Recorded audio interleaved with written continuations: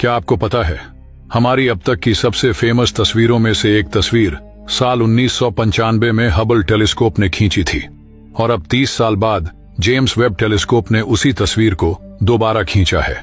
लेकिन इस बार नजारा बिल्कुल अलग और ज्यादा गहराई से दिखाई दिया।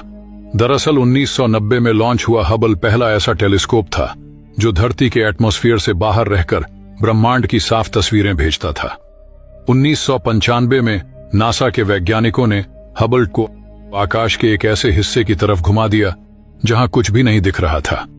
वो हिस्सा इतना छोटा था जितना हाथ की लंबाई पर एक पिन की नोक दिखती है।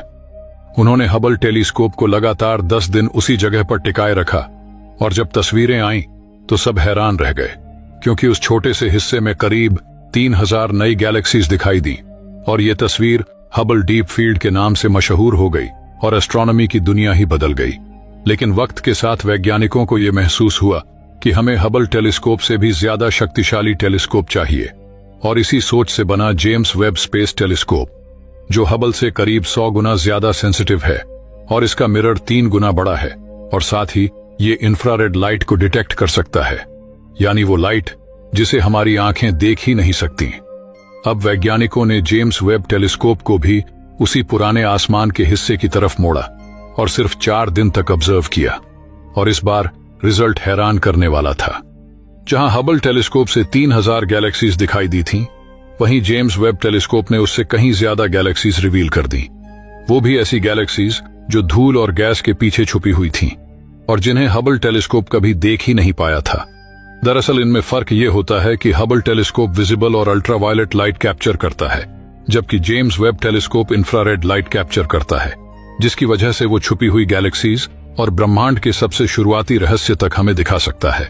एक एग्जाम्पल के लिए ये ऐसे है जैसे धुंधली खिड़की से बाहर देखने की जगह अचानक साफ कांच से बाहर देखना।